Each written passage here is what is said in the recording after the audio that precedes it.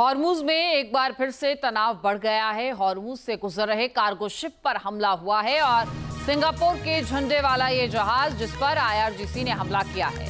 Iran के इस हमले से इस जहाज का ब्रिज क्षतिग्रस्त हुआ है।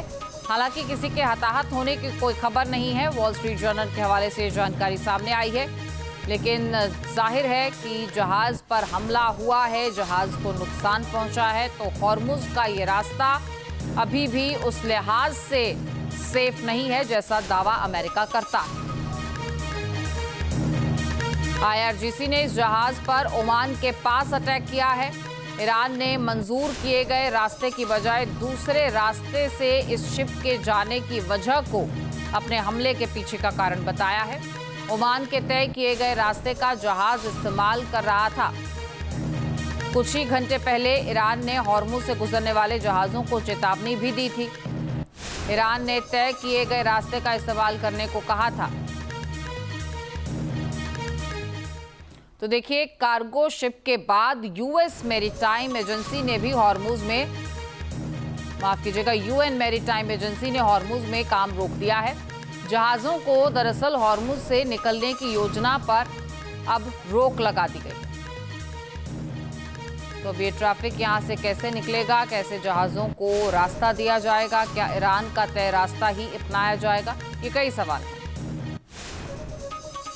हॉर्मुज में जहाज पर हमले के बीच ईरान का बयान आया है, कोई नया मार्ग तय करना इस डील का उल्लंघन माना जाएगा।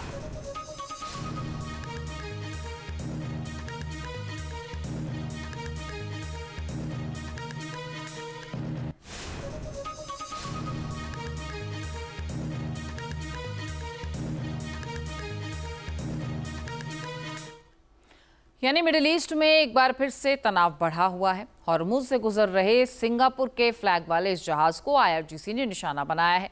इसमें जहाज को काफी नुकसान हुआ है और ईरान ने सीधी चेतावनी दी है कि उसने जो रूट तय किया है आवाजाही उसी से होगी। नया रूट लेने पर अटैक होंगे और इस अटैक के बाद अब जहाजों को हॉर्मुज से निकालने की यूएन मैरीटाइम एजेंसी ने जो भी प्लानिंग की थी, फिलहाल उसे रोक दिया गया है। और ईरान ने भी ये कह दिया है कि अगर हॉर्मुज में कोई नया मार्ग बनाने की कोशिश होगी तो ये डील का सीधे सीधे उल्लंघन माना जाएगा।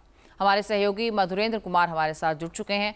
मधुरेंद्र जी, से किस तरीके से देखा जाए, एक तरफ इजराइल के हमले लगातार दक्षिणी लेबनान में जारी हैं, इधर ईरान की तरफ से जहाज पर अटैक किया गया है, तो डील कहीं भी टिकती हुई नजर नहीं आती है।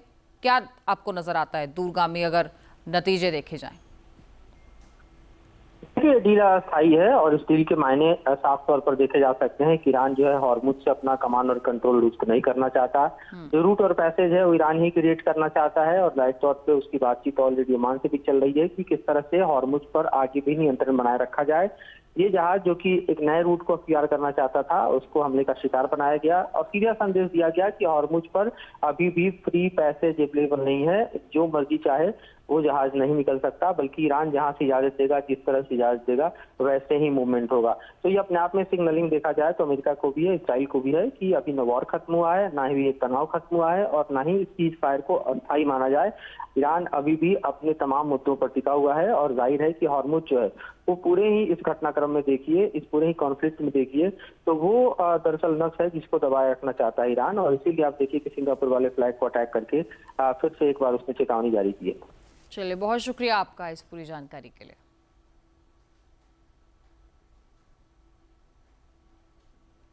आपके मोबाइल पर तुरंत आएगी ब्रेकिंग न्यूज।